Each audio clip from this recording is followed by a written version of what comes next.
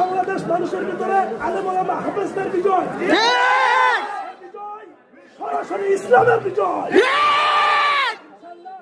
সবাইকে ধন্যবাদ জানাচ্ছি। আমরা পরে ইনশাল্লাহ বসবো। যারা এই কেন্দ্রতে দায়িত্ব পালন করবে